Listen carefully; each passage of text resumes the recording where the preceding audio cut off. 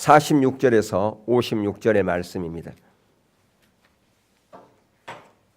우리가 지금 누가복음을 계속해서 강의하는데, 그래서 이번은 성탄절 메시지도 누가복음에서 선택을 했습니다.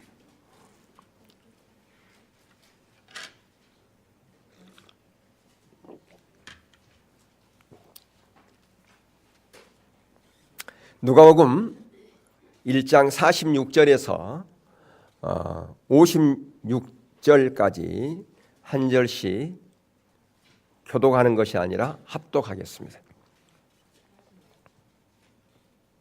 예.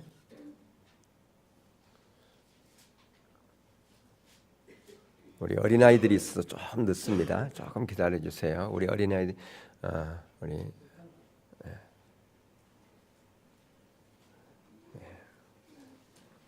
같이 할게요. 같이 읽겠습니다. 시작. 마리아가 이르되 내 영혼이 주를 찬양하며 내 마음이 하나님 내 구주를 기뻐하였음은 그의 여종의 비천함을 돌보셨습니다. 보라 이제 후로는 만세의 날을 복이 있다 일컬으로다. 능하시니가 큰 일을 내게 행하셨으니 그 이름이 거룩하시며 궁휼하심이 두려워하는 자에게 대대로 이르는도다. 그의 팔로 힘을 보이사 마음의 생각이 교만한 자들을 흩으셨고 권세 있는 자를 그 위에서 내리치셨으며 비천한 자를 높이셨고 줄이는 자를 좋은 곳으로 배불리셨으며 부자는 빈손으로 보내셨도다. 그 종 이스라엘을 도우사 긍휼히 여기시고 기억하시되 우리 수상에게 말씀하신 것과 같이 아브라함과 그 자손에게 영원히 하시리로다 하니라. 마리아가 석 달쯤 함께 있다가 집으로 돌아가니라. 아멘. 우리 기독교의 그 메시지를 가르쳐서 우리는 복음 또는 굿뉴스다 그렇게 부릅니다. 예수님께서 유대 베들레헴에 오셔서 그 이제 사역을 감당하시고 십자가에 달려 죽으시고 부활하시고 승천하시는 그 모든 그 아름다운 일들, 그리고 다시 심판주로 이 땅 가운데 오실 것입니다. 그러한 소식이 바로 뭐냐? 복음이다 그렇게 우리는 얘기합니다. 더 나아가서 복음이라 그런 것은 십자가 달리신 예수 그리스도 그분이 진정한 복음이다. 우리는 그렇게 알고 있습니다. 어떻든 기쁜 소식, 복된 소식, 좋은 소식. 여러분 좋은 소식을 들으면, 기쁜 소식을 들으면 기분이 좋습니까? 안 좋습니까? 행복합니다. 여러분 사랑하는 사람이 이게 좋은 소식이 있다 그러면 기분이 좋죠. 그리고 행복해집니다. 마찬가지로 우리가 날마다 좋은 소식, 기쁜 소식을 들어야 되겠죠. 그래야 우리의 삶에 활력이 생기고 기쁨이 있고 행복할 수 있다라고 하는 것이죠. 우리 경찰은 이제 아들 이렇게 낳고 나니까 기뻤죠. 행복하잖아요. 그래서 그런 것처럼 맞습니다. 좋은 소식은 우리에게 행복을 가져다 준다라고 하는 것입니다. 오늘날 그래서 많은 사람들은 더 행복해지지 일이 어디 있을까? 행복을 추구하며 살아갑니다. 우리 인간의 역사를 통해서 볼 때 사람들이 자기 행복이나 자기 어떤 구원을 위해서 추구해온 대표적인 세 가지가 있습니다. 그것은 뭐냐면 더 많은 지혜를 추구하고, 다시 말하면 지식을 추구해 가고요. 또한 어떤 사람은 권력을 추구해 갑니다. 또 어떤 사람은 물질을 추구해 갑니다. 왜 그럴까요? 그것이 진정한 행복이다라고 생각하기 때문에 더 많이 공부해. 네가 앞으로 행복해지려면 공부 잘해야 된다. 부모들이 자녀들에게 그렇게 얘기하지 않습니까? 네 앞으로 너 인생 행복은 네가 공부를 어떻게 하냐에 따라 달려진 거야. 그러니까 공부 열심히 해. 지식을 추구해. 그렇게 얘기를 하고요. 그래야 네가 출세도 할 수 있어. 권세 가질 수 있어. 물질을 더 많이 가져야만 네가 행복해져. 우리가 그렇게 얘기를 합니다. 그러니까 인류의 역사에서 가장 행복할 수 있는 비결 세 가지가 있다면 그것은 지식을 추구하는 것, 지혜를 추구하는 것이고 권력을 추구하는 것이고 또한 물질을 추구하는 것이다 라고 그렇게 얘기를 합니다. 그리고 또한 부모들이 그렇게 얘기하고 많은 사람들이 그렇게들 얘기를 합니다. 그런데 오늘 본문에서 이 세 가지가 철저하게 부인되어지고 부정되고 있다고 하는 사실을 봅니다. 다시 말하면 지혜가 행복한 조건이 아니다. 권세를 받는 것이 행복의 조건이 아니야. 물질을 많이 갖는다고 해서 그것이 진정한 행복의 조건이 아니야. 이렇게 말씀하고 있다라고 하는 사실이죠. 만약에 지혜 있는 사람들만 행복하고 구원을 얻는다면 이 땅에 수많은 지혜 없는 사람들, 그런 사람은 어떻게 되었을까요? 만약에 권력 있는 사람만이 행복하고 그런 사람이 구원 얻을 수 있다면 대부분 사람들은 권력을 얻지 못하고 있습니다. 그리고 물질이 진정한 행복을 가져다 주는 것이라면 이 땅 가운데 가지지 못한 사람, 그 모든 사람들은 그러면 과연 그들은 구원도 받지 못하고 그들은 행복하지 않는단 말인가? 우리가 그렇게 얘기할 수 있지 않습니까? 그러나 아기 예수로 오신 그 예수님, 그분이야말로 그 무지한 수많은 이 땅에 살고 있는 사람들에게, 또한 힘없고 무력하게 그렇게 살아가고 있는 사람들에게, 또한 가난한 사람들에게 진정한 희망이 되었습니다. 그것이 진정한 행복을 가져다 주는 것이라고 그렇게 선포하고 있다 그 말입니다. 그렇기 때문에 아기의 예수로 오신 예수님이 이 땅에 오시는 그 사건이야말로 진정한 우리에게 복음이요, 기쁜 소식이요, 우리에게 정말 행복을 가져다 주는 것이다. 우리는 그렇게 말할 수 있을 것입니다. 정말 복음이 나의 복음이 되고 저와 여러분이 복음이 되기 위해서는 우리가 반드시 동의할 세 가지 그 사실이 있어요. 오늘 우리가 부정해야 될 세 가지가 있다라고 하는 것입니다. 내가 이것을 부정해야 진정한 우리가 행복의 자리로 갑니다. 오늘 본문의 말씀에서 세 가지가 부정되고 있음을 봅니다. 첫 번째, 그것은 우리가 진정으로 행복의 자리로 가려면, 행복의 자리로 가려면, 좋은 소식을 얻는 자리로 가려면 철저하게 지혜가 내려져야 된다. 지혜를 얻는 것, 지혜를 추구하는 것, 지식을 추구하는 것, 그것이 행복의 조건이 아니고 그것이 구원의 요소가 될 수 없다라고 그렇게 강조하고 있다라고 하는 것이죠. 자, 여기서 지혜라고 하는 말은 우리는 지식 또는 이성, 그렇게 다르게 표현할 수도 있을 것입니다. 인간의 이성적인 추구, 지혜를 통한 추구, 더 많은 지혜를 얻어야만이 우리가 행복할 수 있다, 구원을 얻을 수 있다. 그런데 오늘 본문에서는 그게 아니다라고 그렇게 말씀하고 있다 그 말이에요. 오늘 51절 다시 한번 읽겠습니다. 시작. 그의 팔로 힘을 보이사 마음의 생각이 교만한 자들을 흩으셨고, 여기서 마음의 생각, 사람들의 마음의 생각을 통해서 무엇을 쟁취하고 소유하려는 끈질긴 노력, 바로 구원의 노력. 근데 이러한 노력을 하나님께서는 무의로 돌리셨다라고 그렇게 말씀하고 있어요. 많은 사람들은 지식을 추구하고 그것을 통해서 행복하고 그것을 통해서 구원을 얻으려고 그랬는데 그러한 모든 노력을 하나님께서는 어떻게 하셨다고요? 다 흩어버렸다라고 하는 것입니다. 무의로 돌려버렸다, 그렇게 말씀하고 있어요. 여기서 기억할 것은요, 성경은, 기독교는 반지식주의의 종교가 아닙니다. 지식을 부정하는 게 아니에요. 성경은 참된 지혜는 누구라고 그랬습니까? 하나님이라고 그랬어요. 하나님은 지식의 근원이라, 근본이라 그렇게 말씀하고 있다 그 말입니다. 지혜의 근원은 누구라고요? 하나님이에요. 지식의 근원은 누구라고요? 하나님이에요. 그러니까 지식을 부정하지 않습니다. 더 많은 지혜를 얻기 위해서 우리에게 주신 성경책 하나가 있다면 그것은 잠언서일 겁니다. 잠언서는 지혜서라 그렇게 얘기를 해요. 잠언 안에는 하나님의 놀라운 지혜들이, 우리가 이 땅에 살아가면서 살아야 될 그 놀라운 지혜가 어디에 담겨져 있어요? 잠언서. 그러니까 성경은, 기독교는 지혜를 절대로 부정하지 않습니다. 그러나 그 지혜는 어디에 있다고요? 하나님께 있다, 그렇게 말씀하고 있습니다. 여러분 기억할 것은요, 기독교가 전파되는 그곳에 진정한 눈이 떠졌어요. 어두운 가운데 있던 사람들이 눈을 떠졌다 그 말이에요. 개화가 되는 것, 우리나라를 보세요. 신교육이 언제부터 시작했을까요? 기독교가 들어온 선교사들이 학교를 세우고 거기서부터 신문화가 시작된 거예요. 신교육이 시작된 거예요. 여러분, 우리가 지금 이 의학의 혜택을 정말 잘 받고 있는, 현대의학의 혜택을 잘 받고 있지 않습니까? 이런 것도 기독교가 들어오면서부터예요. 여러분, 우리가 연세 병원 있잖아요. 세브란스 병원. 그것도 누가 세웠어요? 선교사들이 세운 거예요. 최초의 현대식 병원, 그것이 다 선교사들이 세웠다 그 말이에요. 그렇기 때문에 기독교가 가는 그곳에 바로 눈이 떠지는 새로운 문화가 시작되어지는 그런 역사들이 있었다. 그러니까 기독교는 지혜를, 지식을 절대로 부정하는 것이 아니다고 하는 것입니다. 근데 어떻든 오늘날에는 지식의, 지혜의 홍수 속에 살아가고 있습니다. 우리는 지식을 가지고 다닙니다.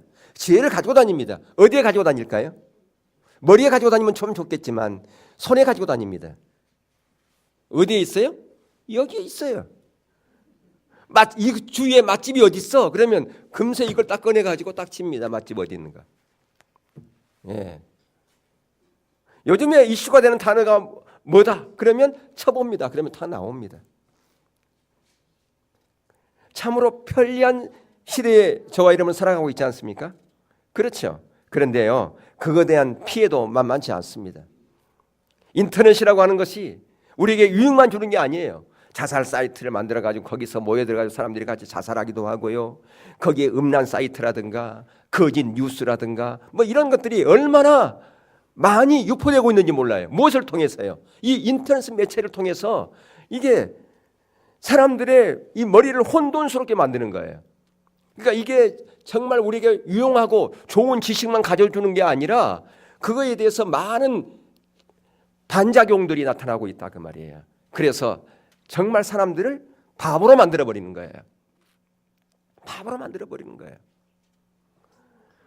지식의 오용, 지식의 악용. 예. 여러분, 이러한 것은요, 인류의 역사 처음부터 시작되었습니다.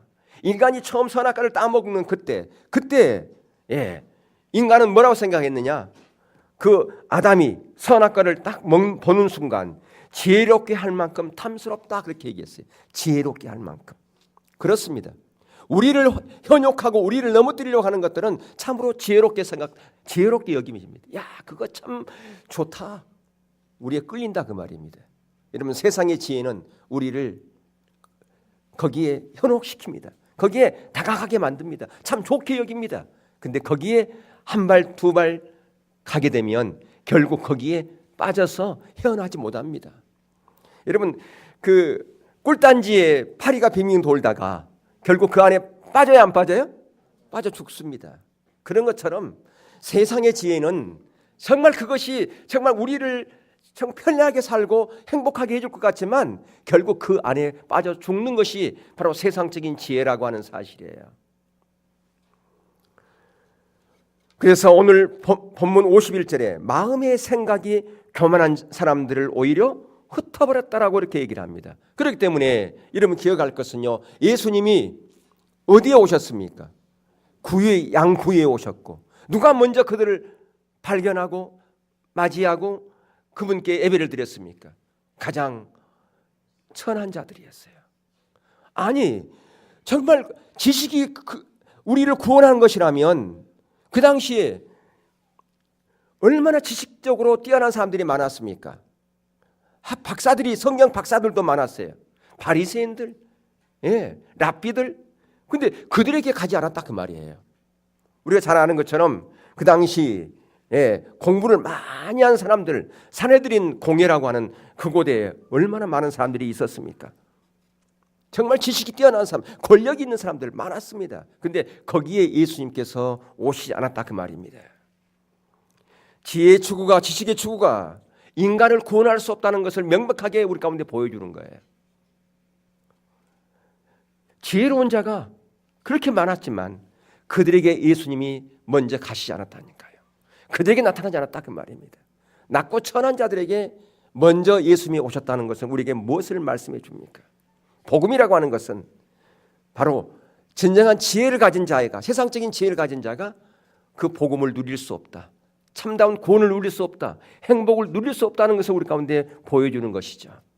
두 번째, 아기 예수의 탄생이 나의 복음, 우리의 복음이 되기 위해서는 우리가 동의하지 않아야 될 두 번째 것이 있어요. 그걸 버려야 될 두 번째가 뭡니까? 바로 권력의 추구가 또한 인간을 구원할 수 없고 인간을 행복할 수 없다고 하는 사실이죠. 여러분, 여러분 니체라고 하는 철학자를 아시죠? 니체가 뭐라고 그랬느냐? 인간의 생존의 의지, 나로 하여금 여기에 살게 하는, 그리고 몸부림치면서 살게 하는 인간의 생존을 붙들게 지배하는 가장 중요한 하나의 의지가 있다면 그것은 권력에 대한 의지다. 내가 살아야 될 존재의 목적, 내가 정말 몸부림치면서 달려가는 그 이유가 하나 있다면 그것은 권력에 대한 의지 때문이다. 그렇게 얘기를 했어요. 그렇다면 인간은 본능적으로 권력에 대한 욕심이 있다는 거예요, 없다는 거예요? 있다는 거예요. 그렇잖아요. 예. 그래서 요즘 학교에서 반장하려고 하잖아요. 얘들이 반장. 예. 반장하는, 그것도 그냥 반장 되면 좀 있는 사람들은 좀 괜찮지, 없는 사람 반장 되면 부모들이 걱정이 합니다. 뭘 얘들한테 줘야 되나 이렇게. 예. 그래요. 다 욕심이 있는 거예요. 높아지고자 하는 욕심이 있습니다. 근데 이러한 이 권력에 대한 욕심이 정치인들에게만 있는 게 아니라 그 말이에요. 방금도 얘기했지만 요즘 초등학교 내에서도 반장 되고자 한다니까요. 예. 가정에서도 마찬가지 그래요. 가정에서 누가 더 높냐, 이걸 서열 따진다면 이건 권력에 대한 욕망이 있기 때문에 그렇다 그 말이에요. 심지어 교회 안에서도 그렇게 존재할 수도 있습니다. 목회자의 세계에서도 마찬가지입니다. 여러분, 목회자의 세계, 우리 노예에서도 마찬가지예요. 예. 우리 노예에서는 그런 사람이 없어요. 다른 노예 같은 데는 서로 노예장 하려고 막 그렇게 얘기를 해요. 제가 5년, 6년 전에 내가 노예장 제가 그때 할 그 시점이었는데 제가 안 한다고 그랬어요.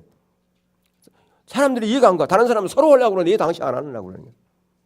스스로 내려온 사람은 우리 노예에서 저밖에 없대요. 근데 내년에는 그냥 어쩔 수 하게 됐어요. 할 사람이 없어가지고 밀려가지고 제가 이번엔 내가 한다고 그랬어요. 그래서 예, 그래요. 사람들은 높아지고자 하는 그런 욕망이 다 있단 말이에요. 권력에 대한 욕망이 다 있다 그 말이에요. 모든 인간은. 근데 왜 사람들이 이 정치 권력, 이 갈등, 우리가 그걸 봅니다. 정치에 대한 갈등 이런 보고 있죠. 뭐 야당과 여당의 서로 싸움, 그런 갈등을 보고 있음에도 불구하고 왜 우리에게는 그 권력에 대한 그 욕망이 내려지지 않을까요? 왜 우리는 그것을 잡기 위해서 달려가는 것일까요? 그럼 왜 그럴까요? 권력을 잡으면 행복할 수 있다고 생각하기 때문에 그래요. 권력을 잡으면 구원을 얻을 수 있다라고 생각하기 때문에 그렇다니까요. 예, 이것만 가지면 뭐든지 할 수 있다라고 하는 그런 착각 때문에 그렇다 그 말이에요. 근데 여러분 분명히 기억할 것은요, 권력으로 결코 할 수 없는 두 가지가 있어요. 그건 뭐냐? 첫 번째는 권력이 우리에게 진정한 행복을 가져다 줄 수 없다 그 말이에요. 또 하나는 권력이 구원의 문제를 절대로 해결할 수 없다고 하는 사실입니다. 자, 오늘 본문에서 보니까 마리아는 자신을 가리켜서 뭐라고 얘기하느냐 하면 자기를 비천한 자라고 그렇게 얘기해요. 비천한 자. 예. 근데 자기가 비천한 자임에도 불구하고 하나님이 자신을 선택했다는 거예요. 여러분, 아까도 제가 권력에 대한 그런 부분이 있지만 우리나라에 보세요. 최고의 권력이 뭐예요? 어떤 자리가 최고의 권력이면 우리나라가? 대통령. 근데 대통령의 비극을 우리가 보지 않습니까? 네 분의 대통령이 비극. 지금도 두 대통령은 어디에 있어요 지금요? 감옥에 있어요. 예, 높은 자리에 있으면 모든 게 다 해결될 것 같은데 그게 아니라는 거예요. 근데 오늘 본문에서는 하나님께서 어디에? 비천한 자 거기에 오셨다라 그 말이에요. 예, 자기가 비천함에도 불구하고 자신의 모습을 보니까 정말 비천한 거예요. 그러면 정말 비천한 게 어떤 자가 비천한 걸까요? 아무것도 내서 없고 공부도 못하고 돈도 없고 권력도 없고 거지같이 사는 그런 인생이 비천한 자입니까? 물론 그것도 비천한 자일 수 있어요. 근데 비천한 자라고 하는 것은 성령의 조명을 통해서 자신이 하나님 앞에 어떤 것도 내놓을 수 없는 그런 존재라고 하는 것을 아는 자가 비천한 자예요. 왜 그래요? 그런 자에게 누가 오셨다고요? 하나님이 오셨다고요. 하나님은 비천한 자에게 오십니다. 어떤 자가 비천한 자라고요? 나는 하나님 앞에 어떤 것도 내놓을 수 없는 연약한 존재, 내 힘으로는, 내 지혜로는 아무것도 할 수 없는 그런 존재이기 때문에 주님의 은혜가 아니면 안 됩니다. 주님의 십자가의 공로 의지하지 않고 산다는 살아갈 수 없는 그런 존재입니다. 그것을 아는 자가 비천한 자라니까요. 그런 자에게 누가 오신다고요? 하나님의 은혜가 오신단 말이에요. 지금 그것을 안 마리아에게 하나님의 은혜가 임한 것을 볼 수가 있어요. 52절을 함께 읽겠습니다. 시작. 권세 있는 자를 그 위에서 내리치셨으며 비천한 자를 높이셨고. 예, 이렇게 비천한 자를 하나님께 어떻게 하신다고요? 높이신다니까요. 높아진 자를 어떻게 하고요? 내리시고 비천한 자를 높이셨어요. 왜냐하면 이미 48절에서 아까 마리아가 자신을 어떤 존재라고 얘기했어요? 나는 비천한 자입니다. 그렇게 자신을 겸손하게 하나님 앞에 엎드리며 나아가는 자, 그런 자를 하나님께서 어떻게 하세요? 높이셨다 그 말이에요. 하나님은 바로 이렇게 겸손히 하나님 앞에 나아가는 자, 나는 아무것도 할 수 없어요. 내 지혜와 내 능력으로는 아무것도 할 수 없기에 주님의 은혜가 찰박하게 필요합니다라고 그렇게 고백하는 그런 자를 어떻게 하신다고요? 찾아오셔서 높이신단 말이에요. 그게 바로 하나님의 은혜지요. 하나님이 먼저 찾아오신 겁니다. 내가 하나님 앞에 그렇게 한 게 아니에요. 하나님께서 그렇게 먼저 찾아오셔서 내가 절망에 빠져 있을 때, 내가 고통 가운데 있을 때, 내가 어떻게 할지 몰라서 허덕이고 있을 때에, 내가 깜깜한 그런 밤 가운데 한치 앞도 내다볼 수 없는 그런 깜깜한 밤 가운데서 고민하고 있을 때 그분께서 먼저 찾아오신다 그 말이에요. 그게 바로 하나님의 은혜고요. 그게 바로 성탄이에요. 깜깜한 곳에 오신 거예요. 빛으로 오셨다 그 말이에요. 인간의 힘으로 아무것도 제 문제를 해결할 수 없는 그 순간에 하나님의 아들 되신, 하나님의 본체 되신 예수님께서 빛으로 이 땅 가운데 임하신 사건이에요. 그게 성탄이다 그 말입니다. 여러분, 그 당시 막강한 권력들이 얼마나 많았습니까? 로마의 황제, 가이사, 그 이름만 들어도 벌벌 떨던 그런 시대였어요. 근데 거기에 임하지 않았습니다. 헤로다 그 왕궁에 임하지 않았어요. 그 이스라엘의 그 정치 권력 아니면 종교 권력 있었지만 거기에 임하지 않았다 그 말이에요. 그게 얼마나 하나님의 은혜인지 우리가 본다 그 말이에요. 여러분, 여기에 오히려 나사렛 땅에 살고 있던 비천한 계집종이라고 고백하고 있는 한 어린 소녀, 앉으세요. 이 소녀를 통해서 하나님이 구원자를 보내시기로 작정한 그 하나님의 놀라운 신비, 이 선택이야말로 신비라고 할 수 있어요. 신비. 이게 신비 아니고 뭐겠습니까? 근데 이러한 놀라운 신비는 한 번만 주어진 게 아니라 그 말이에요. 그 놀라운 신비가, 그 놀라운 신비의 주인공이 누가 될 수 있다? 저와 여러분이 될 수 있다고 하는 사실이에요. 아멘. 그것을 우리 가운데 보여주는 것이 바로 성탄이라 그 말입니다. 그 놀라운 신비예요.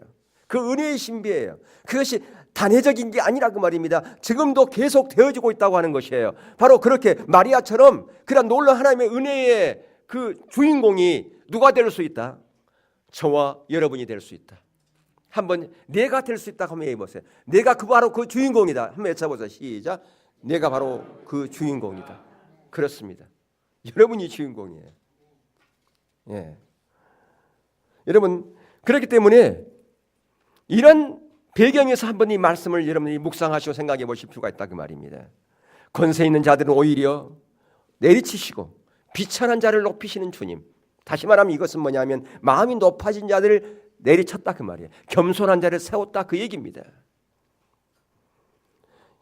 그런데 오늘날 많은 사람들이요, 권력을 다 잡으면 모든 문제가 해결될 것이라고 생각하는 착각하는 사람들이 있습니다. 그것도 그리스도인들 중에서도 그런 사람들이 있어요. 어떤 큰 교회 목사님인데 이런 얘기를 제가 들은 적이 있어요.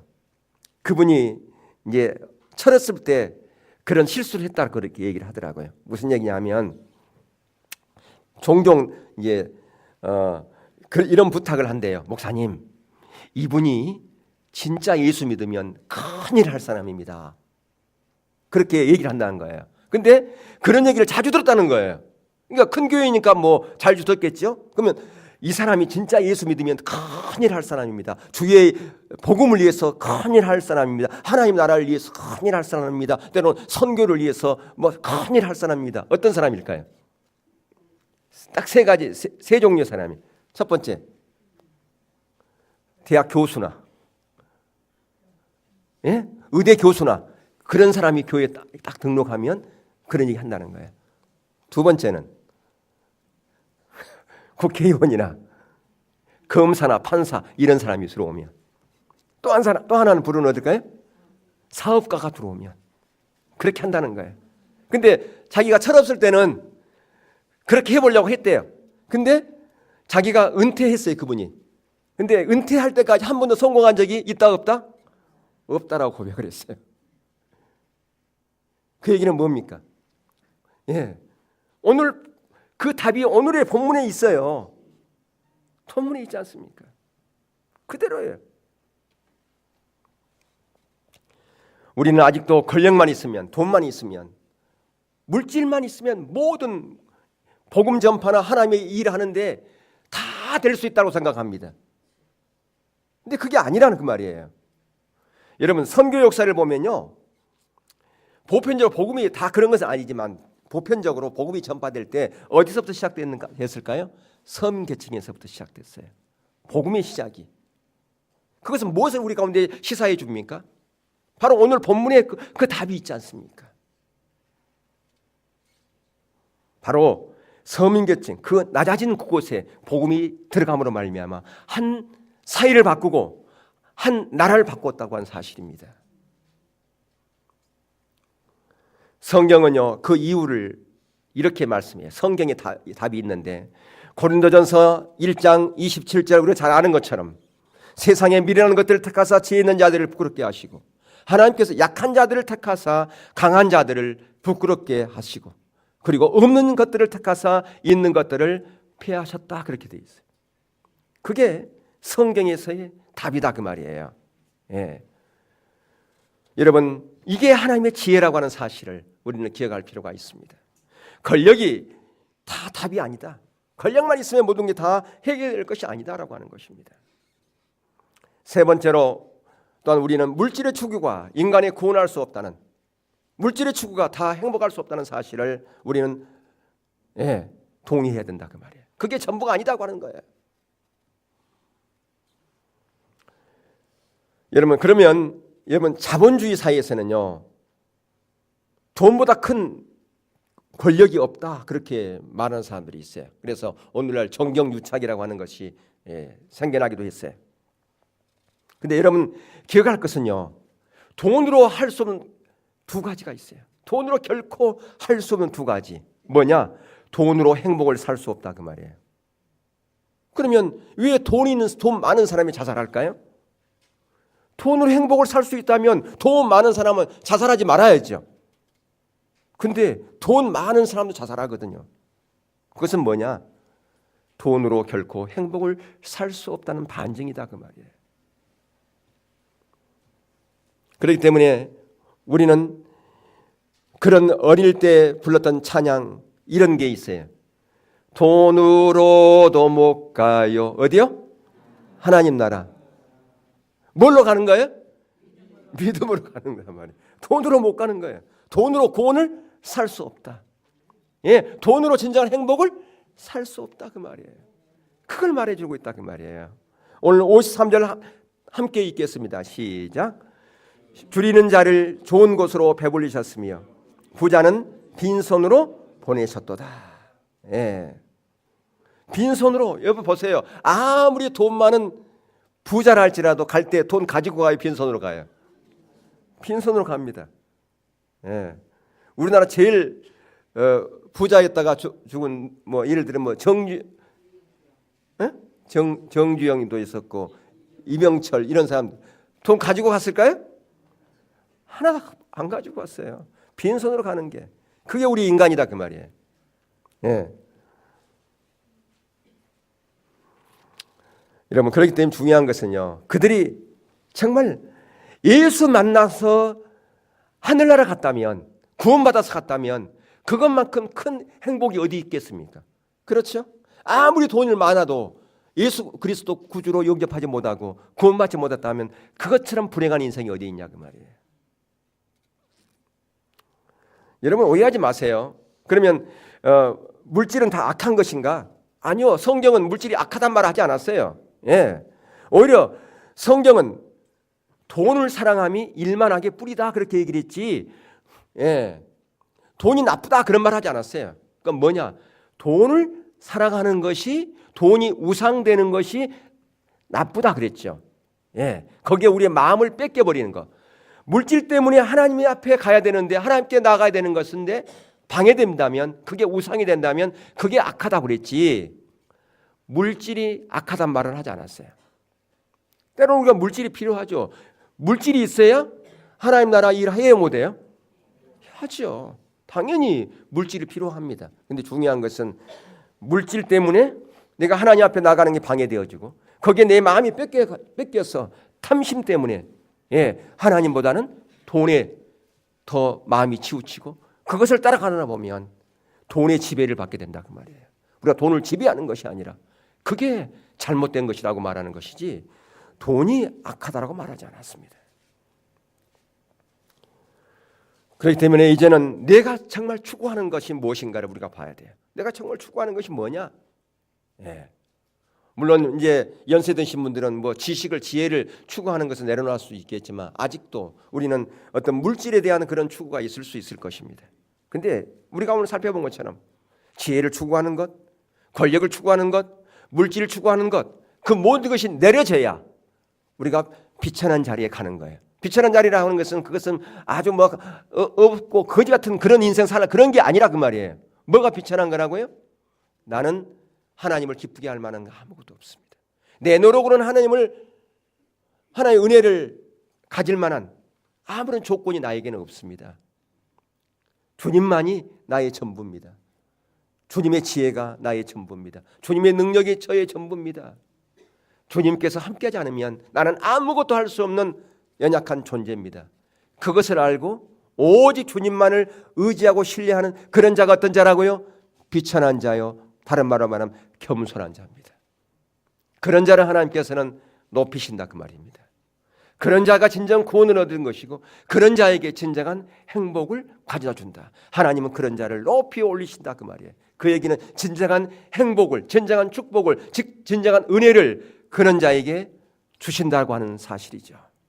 아멘. 원하기는 오늘 이 시간 내가 정말 추구하는 것이 하나님이 아닌 다른 것이 있었다면 내가 이제는 이 세상의 빛으로 오신, 이 세상을 구원하기 위해서 오신, 나에게 진정한 행복을 가져다 주기로 오신 그 예수님, 그분 앞에 여러분들이 겸손하게 무릎 꿇고 설 수 있기를 주의 이름으로 축복합니다. 나의 소망은 이제는 물질이 아니고 나의 소망은 내 자녀가 아니고 내 소망은 내 아내나 내 남편이 아니고 오직 주님이십니다. 그렇게 고백하고 설 수 있기를 주님으로 축복합니다. 그래서 진짜 행복이라고 하는 것은 예수님 안에 있구나. 그것을 아는 그런 성탄절 되기를 주의 이름으로 축원합니다. 메리 크리스마스 한번 인사하세요.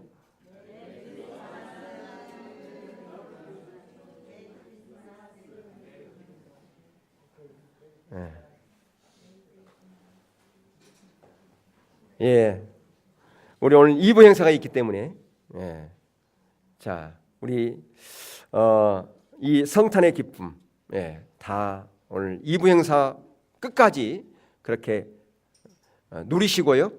또 3부 행사도 있어요. 식당에서 떡국을 드시면서 그렇게 또 나누시기를 축복합니다. 아멘. 우리 찬양